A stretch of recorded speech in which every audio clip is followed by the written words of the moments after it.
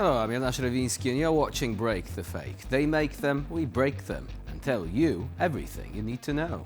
Houston, we have a problem. And no, it's not another one of Elon Musk's rockets landing in the wrong place, though at this point, his whole career seems to be crashing down as his dramatic falling out with Trump continues to escalate. But no, this is something different. This time, it's more of a serious kind of malfunction. The Trump administration has decided to redirect missile fuses originally intended for Ukraine to US forces in the Middle East. Now, according to the Wall Street Journal, Defense Secretary Pete Hegseth gave the order in a memo back in May. Well, we have a question, or actually a few of them. Has the war in Ukraine ended all of a sudden? Did Russia pack up and go home? Former top Pentagon official Celeste Wallander says there is an urgent need to protect US personnel and bases in the Middle East from Houthi attacks and potentially from Iranian drones, which is a legitimate concern in that particular environment, but that does little to help Ukrainian civilians who keep looking at the skies in fear on a daily basis.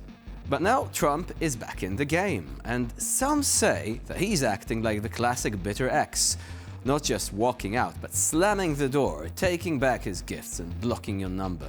And somehow, it's still your fault that it happened. And the same critics say this wouldn't even be the first time. Back in 2019, Trump already froze military aid to Ukraine, ordering his national security team to review a $250 million assistance package. But my complaint has always been, and I withhold again, and I'll continue to withhold until such time as Europe and other nations contribute to Ukraine, because they're not doing it. It's the United States. We're putting up the bulk of the money, and I'm asking, why is that? Now, the official reason for that was to ensure the funds were being used in the interests of the United States, which conveniently happened right after a G7 summit, where Trump downplayed Russia's invasion of Ukraine, pushed for Russia's return to the G7, and generally acted like a man desperate to be noticed by Putin.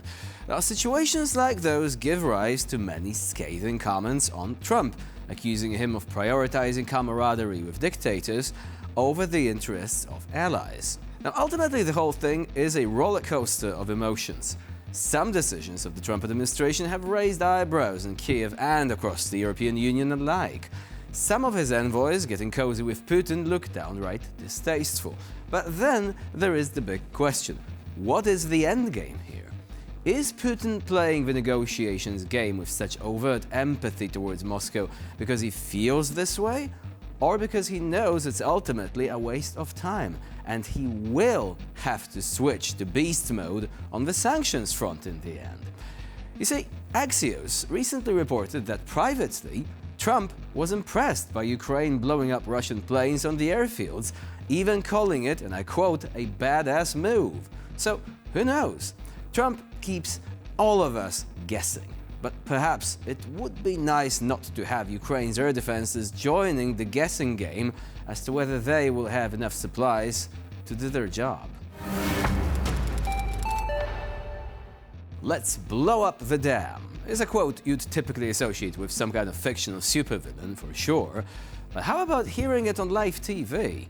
Yes, it's the Russians playing blackmail. Again.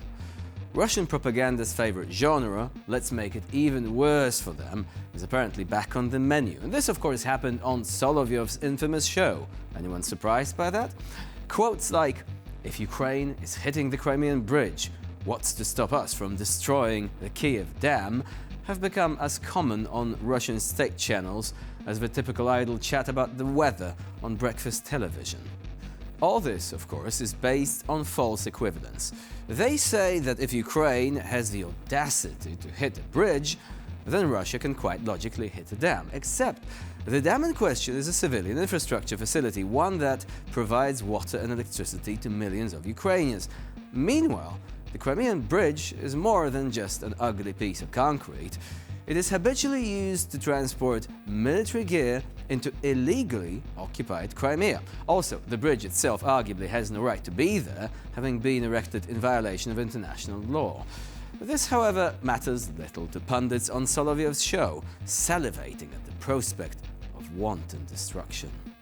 А почему им по Крымскому мосту вас не вызывает особых эмоций, а если мы по Киевской плотине, вы так каждый раз переживаете.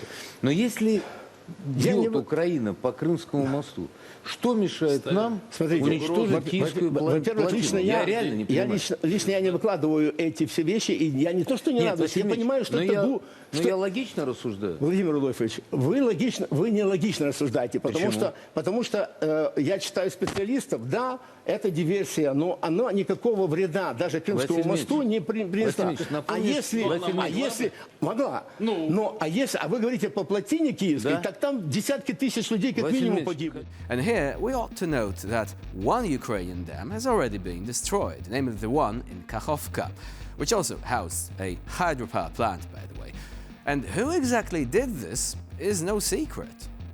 In June 2023, the destruction of the Kakhovka Dam caused one of the largest man-made disasters in the history of Ukraine. Entire towns and villages in the south of the country were flooded, swept away. People lost their homes, animals died, and cemeteries, chemical storage facilities, churches and schools all found themselves underwater. What did Russia gain from this victory, you may ask? Nothing. Well, maybe one more item on the indictment list for the Hague Tribunal. But for the people affected, it was obviously an absolute tragedy. Now, instead of taking the blame, the Kremlin spoke about self-detonation, although hydrology experts, satellites, and even fish from the Dnipro River all pointed in the same direction, to Russian explosives and deliberate destruction of the dam. Let's face it, fantasizing about blowing up a dam and unleashing a massive flood upon the population is nothing new insofar as Russian TV goes, but should not be ignored. After all, Moscow often does literally the worst thing it can barely get away with.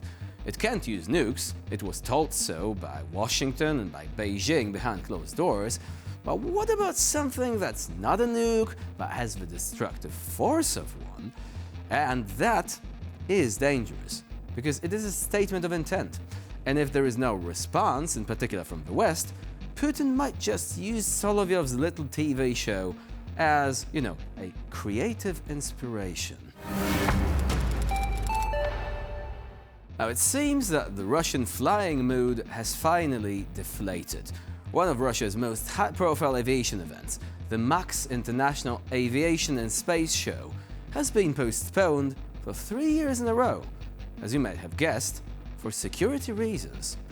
The security of whom, though? The audience? Or perhaps Moscow's remaining airframes?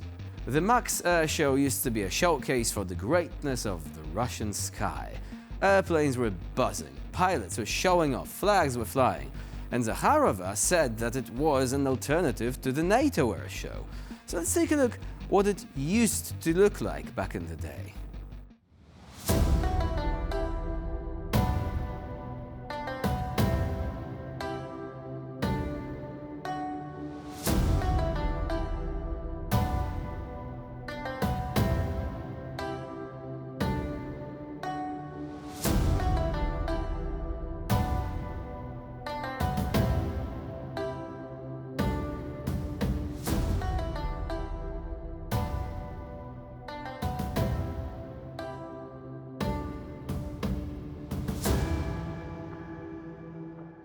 Well, no more of that.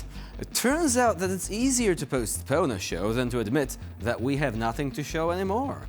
The 2025 show will not take place, and most likely it's not for reasons of security, but for reasons of embarrassment. Because even for the Putin regime, it is a bit embarrassing to organize an air show when most of the aircraft are either grounded or in pieces. Set on fire by UAV swarms, shot down by sea drones, downed by anti-tank missiles, which, by the way, this is a true story from the beginning of the war. Ukrainians have managed to do that with at least one Russian helicopter. And all of that, these are just a few of the innovative ways Ukraine actually applied in practice to get rid of all those post-Soviet flying monstrosities. The air show is a no-show. Nothing to see here. Move along. And with this, we conclude this edition of Break the Fake. Please stay with us here on TVP World for more latest news and updates.